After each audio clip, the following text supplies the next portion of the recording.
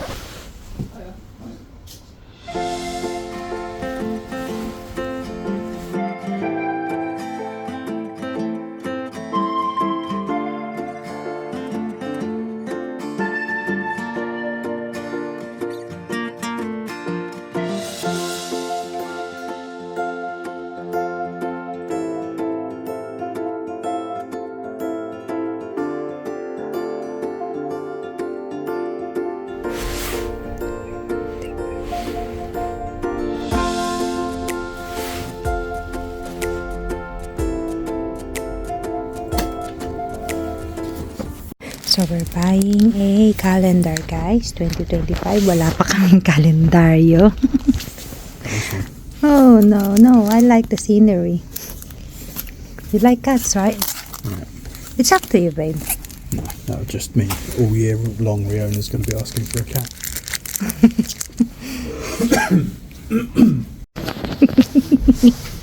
I'm talking to someone. I thought it's you. I thought it's you on my back. I'm stupid. Yung nakausap ko, akala ko siya nasa likod ko, iba pala. Oh my God. That's embarrassing, babe. Nakakahiya. Kinausap ko ibang tao.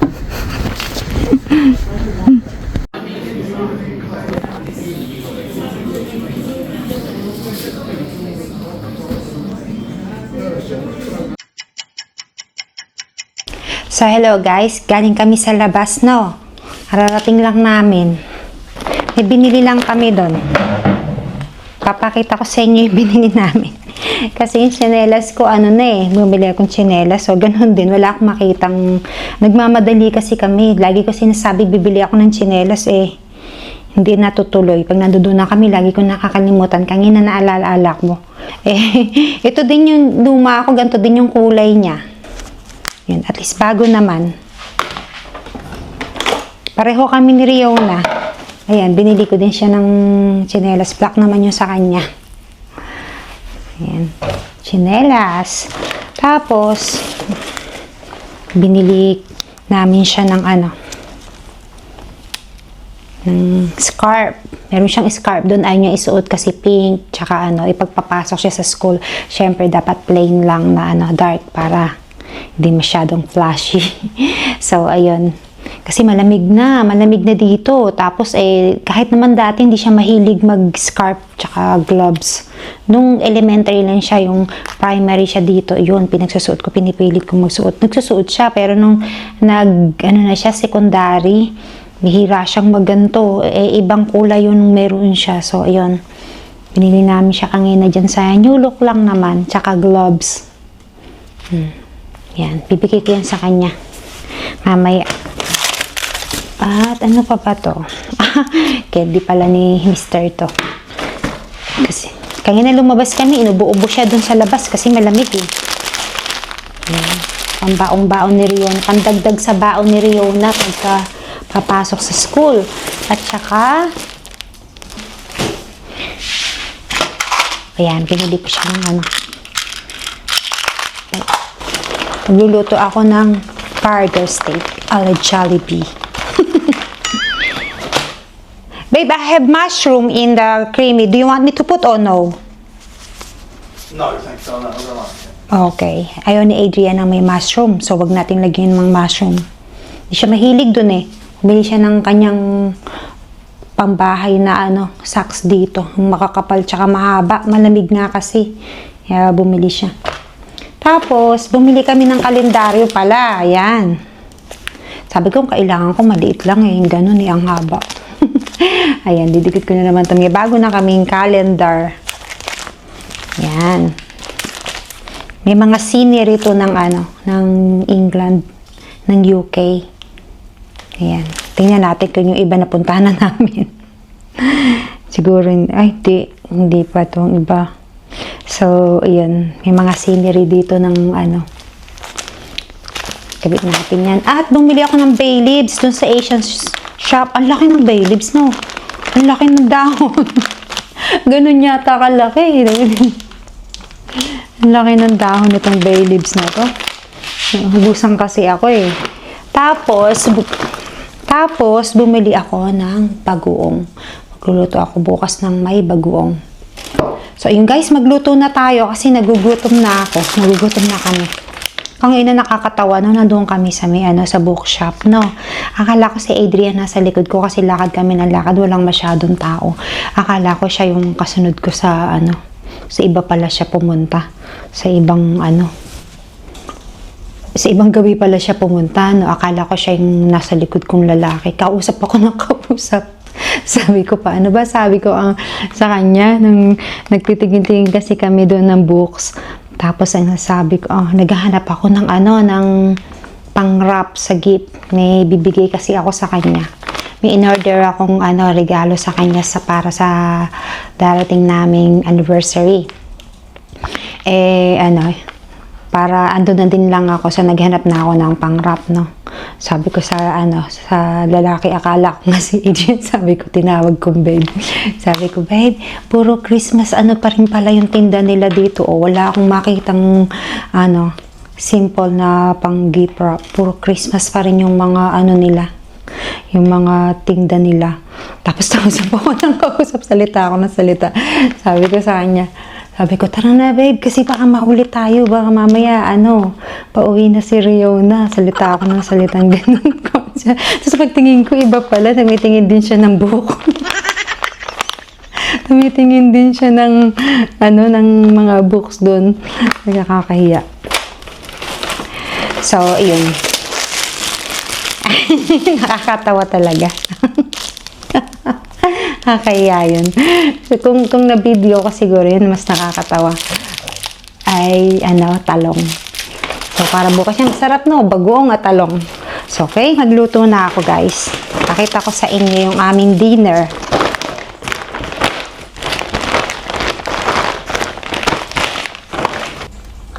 So, ang lulutuin ko, guys, itong, burger.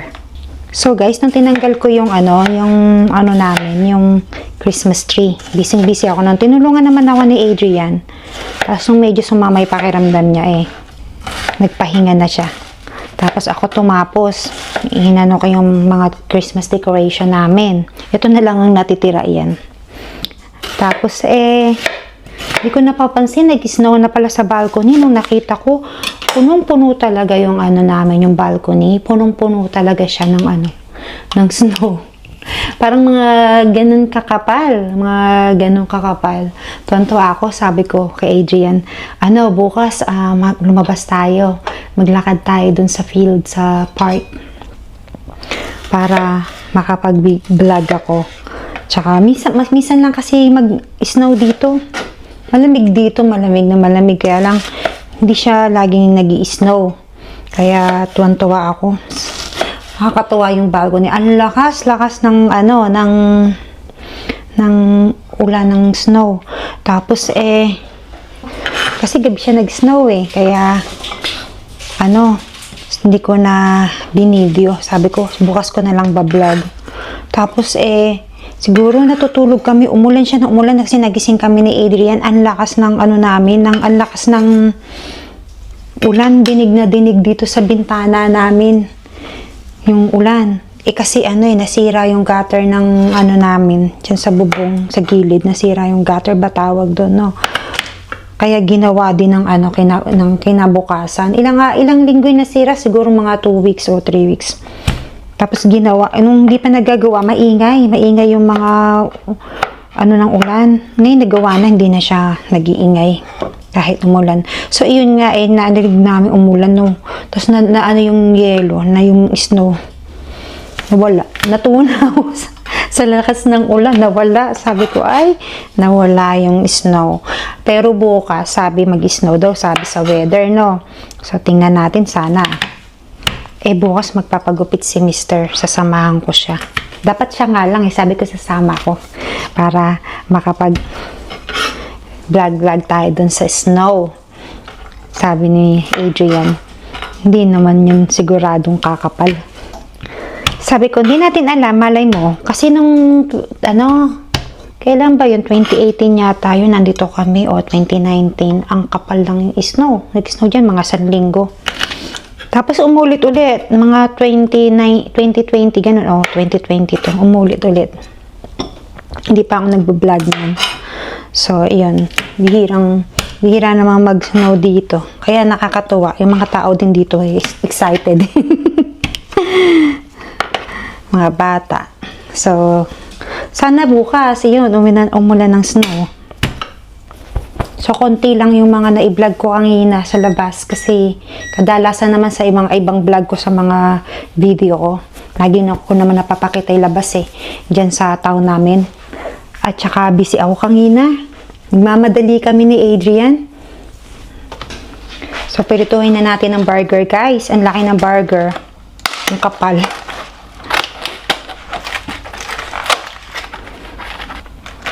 May nag-comment pala na sabi, palitan nyo na ng wood yung chopping board nyo. Kasi masama daw yung plastic. Kabibili lang namin ng chopping board. Mahal din. Tsaka tawag dito. Hindi naman siya basta nagagasgas kapag naghiwa ka ng hindi siya basta-bastang Maganda yung quality naman niya. So, ayan.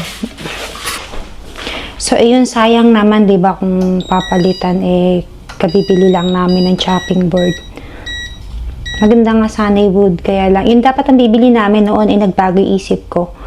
Kasi ayokong isang, puro yun ang gamit. Sa isang hiwaan, puro yun ang gamit. Yun, iba-iba.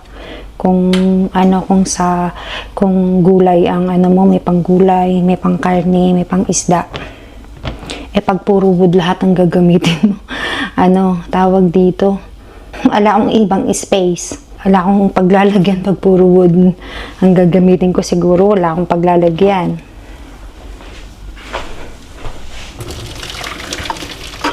Siguro, isa lang. Kapag next time kukuha ko isa. Pang meat siguro. Ganun.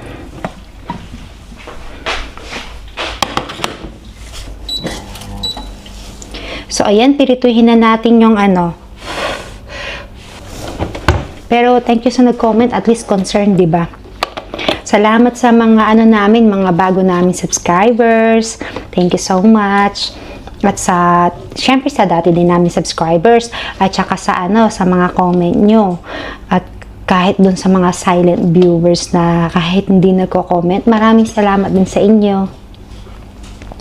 Lagyan natin ng konting mantika.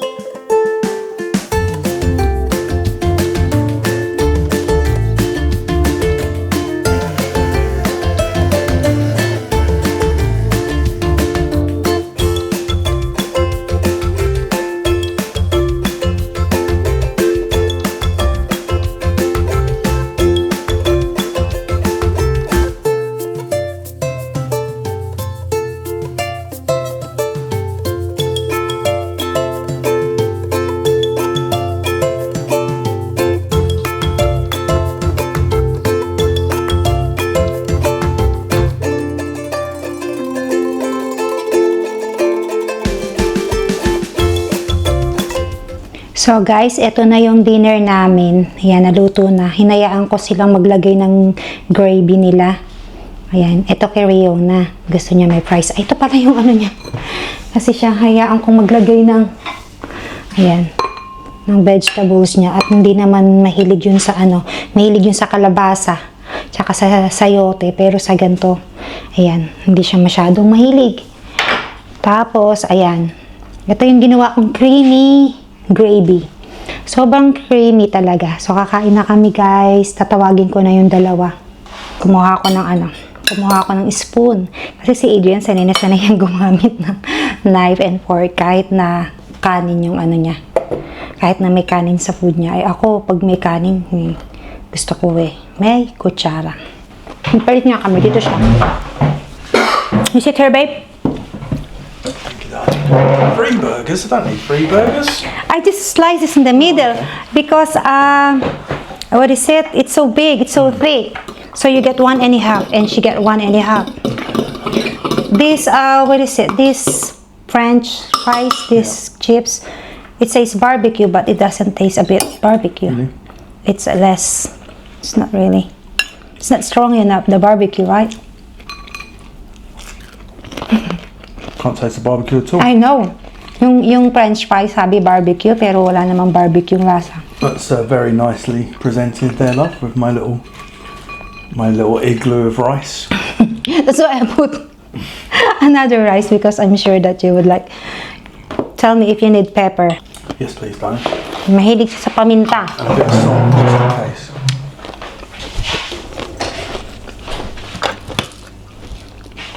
Lots of onion in there today. Whoops. I know, I should use like onion powder and onion garlic, but we don't have any. And fresh one is nice anyway. Let's eat po. Yan. The chips are meant to be barbecue flavoured. It says in the packet barbecue flavor. Doesn't have any. Next time I will make flavor barbecue. I will put the barbecue seasoning there. That's in the chips. Well, yeah, I was thinking they might be a bit like the KFC chips. But obviously not. For a change, you know. Instead we made the burger. Use the rice. Yeah, I like it. I've always enjoyed I enjoyed on Adrian. burger and rice and gravy. I never had it before. I met you and saw it in the Philippines. I thought it was the weirdest thing ever. I remember seeing it in Jollibee and I was like, what the hell is that? Weird ka, Adrian, yung nakita niya yung burger steak sa Jollibee. Pero nagustuhan niya. You like it? Remember, I think it was the first time, was it a Yum burger? Maybe the first time I had a Yum burger, I was really disappointed with that because it had like mushroom in it. I didn't know that. Maybe it wasn't a Yum burger, but it's definitely whatever burger I ordered from Jollibee had a bloody mushroom in it.